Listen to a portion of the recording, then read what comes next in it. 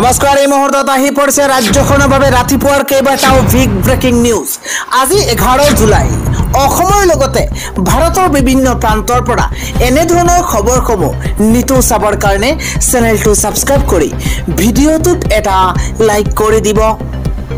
এই মুহূৰ্তত জনাই আছো এটা ব্ৰেকিং নিউজ। মুখ্যমন্ত্ৰীৰ পত্নীৰ ভূমি কেলেংকাৰীৰ বাবে হাজিৰ হ'ব লাগিব আদালতত। ডাঙৰ খবৰ জনোৱাৰ চেষ্টা কৰিছো। মুখ্যমন্ত্ৰীৰ পত্নীৰ ভূমি কেলেংকাৰী এতিয়া হাজিৰ হ'ব লাগিব আদালতত। ভূমি কেলেংকাৰীৰ অভিযোগত অভিযুক্ত মুখ্যমন্ত্ৰীৰ পত্নীৰ এবাৰ বিপদ বৃদ্ধি পাইছে। ৰাজহুৱা ভূমি গ্ৰাস কৰি নিজৰ বিপদ চপাই লৈছে মুখ্যমন্ত্ৰীৰ পত্নীয়ে।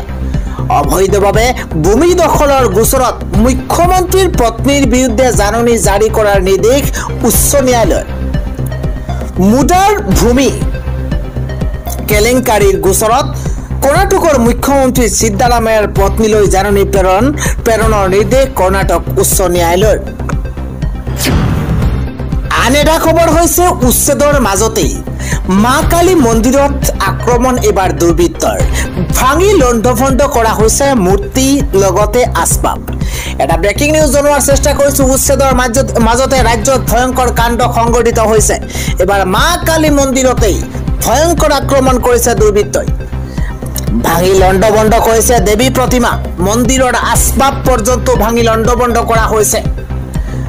হোজাইৰ চাউতাল বস্তিত এই জঘন্য কাণ্ড সংঘটিত হৈছে বুলি ইতিমধ্যে জানিব পৰা গৈছে। অতি ক্ষিপ্ৰতাৰে ইতিমধ্যে তদন্ত আৰম্ভ কৰিছে হোজাই আৰক্ষীয়ে। ঘটনা সন্দৰ্ভত ইতিমধ্যে তদন্ত আৰম্ভ কৰা হৈছে। মন্দিৰৰ ভিতৰত আৰক্ষীয়ে উদ্ধাৰ কৰিছে দুৰ্বৃত্তই পেলাই যোৱা এযোৰ চেণ্ডেল লগতে কিছুমান সামগ্ৰী। উচ্ছেদৰ মাজতেই ভয়ংকৰ কাণ্ড সংঘটিত হৈছে। আন এটা খবৰ হৈছে সাজু হওক আপুনি 2026ৰ ভোট যুদ্ধলৈ। মাৰ্চ এপ্ৰিলত হ'ব বিধানসভাৰ নিৰ্বাচন। কোন হ'ব অসমৰ মুখ্যমন্ত্ৰী? এটা বিগ পলিটিকেল ব্ৰেকিং নিউজ জনোৱাৰ চেষ্টা কৰিছো। 2026ত অনুষ্ঠিত হ'ব লগা বিধানসভাৰ দিন প্ৰায় চূড়ান্ত হৈছে। 2026ত অসমত অনুষ্ঠিত হ'ব লগা ভোট যুদ্ধৰ দৃষ্টি নিবদ্ধ থাকিব সমগ্ৰ দেশবাসীৰ। ডাঙৰ খবৰ পলিটিকেল ব্ৰেকিং নিউজ জনোৱাৰ চেষ্টা কৰিছো। 2026 চনৰ মাৰ্চ অথবা এপ্ৰিল মাহতে অনুষ্ঠিত হ'ব বিধানসভাৰ নিৰ্বাচন। চিৰাঙত এই গুৰুত্বপূৰ্ণ ঘোষণা কৰিছে ৰাজ্যৰ মুখ্যমন্ত্ৰী হিমন্ত বিশ্ব শৰ্মাই। ৰাজ্যৰ 126টা সমষ্টিৰ ভিতৰতে 100টা সমষ্টি বিজেপিৰ নেতৃত্বাধীন মিত্ৰজোঁটে নিজৰ দখললৈ নিয়াৰ চেষ্টা কৰিব। তাৰ বিপৰীতে গৌৰৱ গগৈৰ নেতৃত্বত সঞ্জীৱনী শক্তি লাভ কৰা কংগ্ৰেছ কৰ্মীও নামিছে ৰণক্ষেত্ৰত। 2026 জানুৱাৰী মাহৰ পৰাই নিৰ্বাচনী প্ৰচাৰ চলাবলৈ দেশৰ বহু হাই প্ৰফাইল নেতাই ভিৰ কৰিবহি অসমত। মাৰ্চ এপ্ৰিল মানত অনুষ্ঠিত হ'ব লগা বিধানসভা নিৰ্বাচনত মুখ্যমন্ত্ৰী হিচাপে হিমন্ত বিশ্ব শৰ্মাৰ বাবেও হ'ব প্ৰত্যাহ্বান চেলেঞ্জ। উজনে তিনি গগৈয়ে প্ৰত্যাহ্বান জনাবলৈ চেষ্টা কৰিব শাসকীয় মিত্ৰজোঁটৰ চৰকাৰক। অৱশ্যে স্বচ্ছভাৱে অনুষ্ঠিত নিযুক্তি পৰীক্ষা আৰু হিতাধিকাৰীৰ ৰাজনীতি নিৰ্বাচনত ব্ৰহ্মাস্ত্ৰ হিচাপে প্ৰয়োগ কৰিব শাসকীয় দলে। আসন্ন বিধানসভাৰ নিৰ্বাচনৰ টিকট নাপাব শাসকীয় দলৰ বহু ৰথী মহাৰথীয়ে। ৰাজ্যত অনুষ্ঠিত হ'ব লগা বিধানসভাৰ নিৰ্বাচনৰ পূৰ্বে গাঁৱে গাঁৱে সোমাই বিজেপিৰ হৈ প্ৰচাৰত নামিব RSSৰ সদস্য। 26ৰ যুদ্ধত নামিবলৈ গুৱাহাটীৰ মানেবন্দ্ৰ শৰ্মা কমপ্লেক্সত ৱাৰ ৰুম নিৰ্মাণ কৰিবলৈ যাৱতীয় প্ৰস্তুতি সম্পন্ন কৰিছে প্ৰদেশ কংগ্ৰেছে। 2026ৰ বিধানসভাৰ নিৰ্বাচনত হ'ব মুখ্যমন্ত্ৰী হিমন্ত বিশ্ব শৰ্মা আৰু গৌৰৱ গগৈৰ বাবে অগ্নি পৰীক্ষা। অৱশ্য বিধানসভা নিৰ্বাচনৰ দিন এতিয়াও আনুষ্ঠানিকভাৱে ঘোষণা কৰা নাই নিৰ্বাচন আয়োগে। পৰৱৰ্তী খবৰটো হৈছে উচ্ছেদৰ বিৰুদ্ধে এবাৰ ন্যায়ালয়ৰ কাষ চাপিল ৰকিবুল হুছেইন। এবাৰ ন্যায়ালয়ৰ কাষ চাপি ৰকিবুল হুছেইনে দাখিল কৰিছে আবেদন। এটা বিগ ব্ৰেকিং ডাঙৰ খবৰ জনোৱাৰ চেষ্টা কৰিছো। নামনি অসমৰ উচ্ছেদক লৈ ডাঙৰ খবৰ আছে। এবাৰ ন্যায়ালয়ৰ দ্বাৰস্থ হৈছে ৰকিবুল হুছেইন। এটা বিগ ব্ৰেকিং ডাঙৰ খবৰ জনোৱাৰ চেষ্টা কৰিছো। উচ্ছেদক লৈ নিজাববীয়া গোচৰ ল'বলৈ পত্ৰ প্ৰেৰণ ৰকিবুল হুছেইনৰ।